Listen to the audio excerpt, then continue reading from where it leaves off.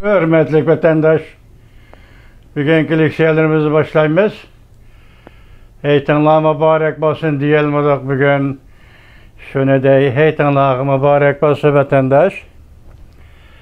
Bugünkü İslağa 2022 yıl 7. ayının 10. günü. Bugün sözdeydiği leksiyimiz tüvende bir neçe parça leksiyada sıdağa görüyoruz. Leksiyonu Washington'dan sözdeyimiz, vatandaş bu bomdu manasını. Washington'dan sözdeyimiz. Bugün vaziyet doğrusu da gep kılsak hürmetlik vatandaş hazır saat. Neçe 12'lerde açtı hazırlıkta kütüp oltadık çünkü Hanzu Torbetlerden kilowatt, Xitay Torbetlerden kilowattkan geçirenler. Xitay Torbetlerden kilowattkan haberlerde bugün 7. ayının 10. günü Yaponia'daki saylam senatörla saylamının neticesi kandak buludu degen intayin zor bir meseleye dikkat ağdırıvatıdı. Biz onu koyup duraylı, yüzümüzden vaziyetini sözleyli. Hazır bizni iki leksiye saklap duruptu. Bu leksiyelerden biri Amerika Koşmuş Ştatlarının devlet işlakatı Antony Blinken'nin Endonezya 20 devlet Taşkı İşler Ministerleri yığınıda Wang Yi bilen görüşkenliği ve iki devlet diplomatlarının oturusunda ötküzülgen söhbet. Bu doğruda iki parça makale var. Kılıp vatandaş mı şu Shinzo Abe vafatıga münasebetlik leksiyalarımız köp boğaçqa bu kılıp kaldı. İki günden beri tünügün sözleyemedik. İkincisi hazır Orta Asya'da zor özgürüş. Mesela Kazakistan yetekçiliğinde Kazakistan'ın prezidenti Tokayev yetekçiliğinde başlanğan zor özgürüş. İntayin zor özgürüş dep eğitimen men ahırqa neticesine Allah afiyet kılsın. Kazakistan hazır birinci olup müstakil devletler birleşmesi ve birleşmesi içinde imzalangan müstakil devletler pul birliği sistemisinden ya kelişimden çekinip çıkıdığan boldu vatandaşa. Alkışlaydıgan iş. Onundaki Orta Asya devletlerde hazır birdeklik. Orta Asya birdekteki Orta Asya'da iktisat ve teşkil siyaset cihette 101 vatkan özgürlükler intayin zor alkışlayımız. Lekin biz Uygurlar hem Orta Asyalı Uygur buluştuğumuz bilen Kazakistan başçılığındaki Orta Asya devletlerine talebimiz şu ki Rusya'dan Iraklaşışını alkışlayımız bırak Xitay'a yakınlaşıp Xitay ile apak çapak buluşqa kat tarihtirmiz. Biz Uygurlar Rusya'dan Iraklaştı siyaset ihtiyacı tüpeyle kollayımız. Ama Rusya'dan ayrılıp Rusya'dan Irak durup Xitay bilen qaysı bir Orta Asya devletlerinin apak çapak bulup gitişini halamayımız vatandaşlar. Endi vaziyetin baştaki bir cümle sözümüzge qaytıp keleyli. Xitay torbetleri nemişqa hazırkı günde mesela 7. ayının 10. günü de Yaponiyadaki senatörler saylımı, ya parlament saylımıga bunç kızıqıdı degen mesele vatandaşım sabık vazir Shinzo Abe suikast bilen qaza qıldı. Onun ömürdeki birden bir yaki vazife ötüge mezgillardaki birden bir arzusu asasa kanunu özgertiş. Bu qatimki Yaponiyadaki senatörler saylımı delmiş asasa kanunga münasebetli.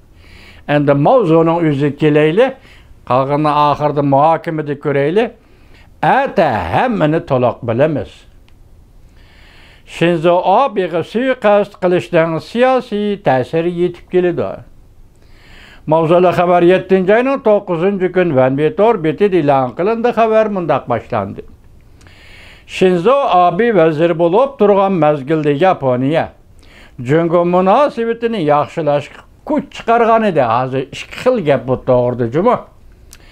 Lekin bularning hammasi xalqaro siyosat realizmli usul çare bulup, onun royunun çonqur qatlamada jungo qarşı mahiyet yuşurunga. Shinzo Abe'ning ro'yining chunqur qatlamada Jungo'ga qarshi ma'iyat yo'shirilgan.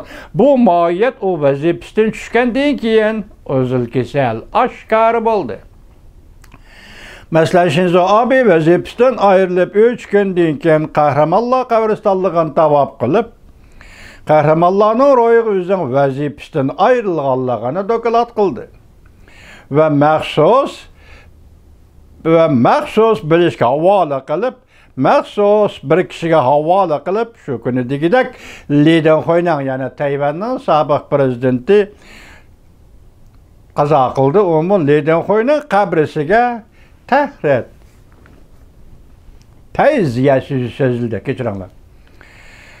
Yana masalan Shinzo Abe vazifasidan ayrilganda matbuotga fikr bayon qilib, sobiq prezident Trumpning vazifaga o'tirishdan burun Jungo'ga qarshi turish to'g'risida qoyil qilganligini tilga oldi. Eng yomoni shu bo'ldiki, o'tgan yil 12-oyda Shinzo Abe mundaq so'zildi. Tayvan bo'g'izida voqea yuz berishi Yaponiyada voqea yuz berganga barobar.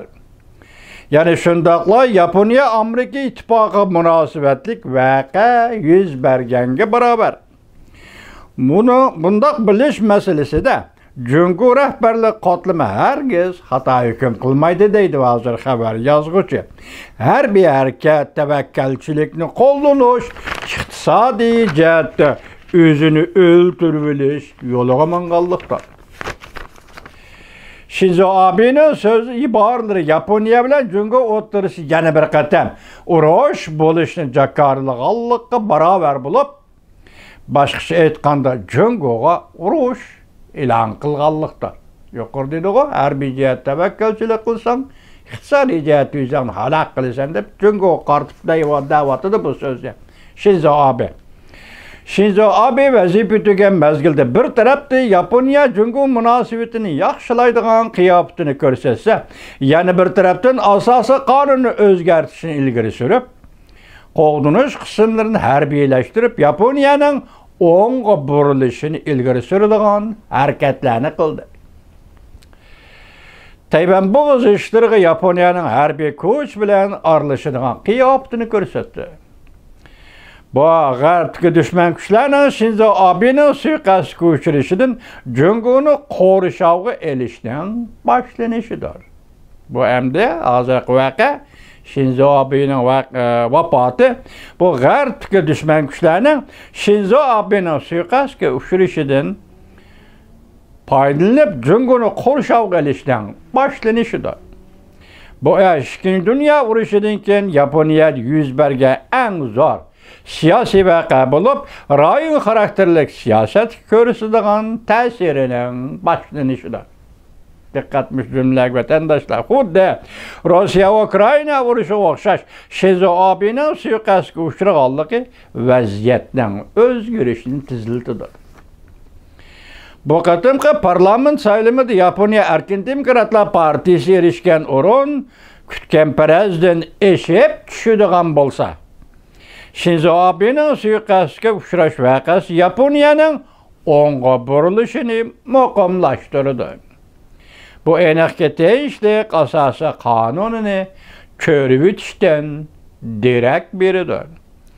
Yaponiya qaytadan harbiylashtirish, ya'ni militarizmlashtirish ishga oshgan bo'ladi. Yaponiyada qaytadan harbiylashtirish, ya'ni militarizmlashtirish ishga oshgan bo'ladi. Koreyaning qahramoni ayni chog'da An Jung-gen 1909-yili shu chog'dagi Yaponiyaning vaziri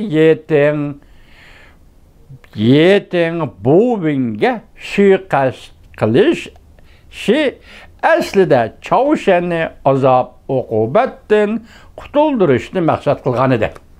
Asosan Koreya yarim orolini azob uqubatdan qutuldirishni maqsad qilgan edi. Lekin suiqasd qilish voqeasi Koreya yarim orolarini Yaponiyaning mustamlik qilish qadamini tezlatdi. Bu 1909-yil, 1910-yillarda yuz bergan 20-asrning Koreya, Yaponiyanın mustamlik qilish, Çavuşan yerim oralini Yaponiyanın mustamlik qilish qadamini tezlatdi. Ve Yaponiyanın Jungo'ga besip kirişinin coğrafiyalik, yani geopolitikalik asasını yaratgan edi. Shinzo Abe'nin suiqasdga uchrashi Shinzo Abe Groyning ta'sirining ojizlab ketishini keltirib chiqarishi mumkin. Bu bir cümle ortiqcha shunday bo'lsa. Lekin bu hargizmi Yaponiyada o'ngchila vaziyat o'zgarishiga hech qanday ta'sir ko'rsatilmaydi. Yaponiyaning Junguni cheklash harakati ta'sir ko'rsatilmaydi degandan darak bermaydi. Yaponiyaning Junguni cheklash harakati bundan keyin texmo kuchaydi va ko'paydi. Shinzo Abe'ning suiqasdga uchrash voqeasi Jungo Yaponiya munosabatini sistemalik qarshilashning cho'nqar g'onglariga so'raydi. Bu ish har qanday kishining irodasiga bog'liq bo'lmaydi.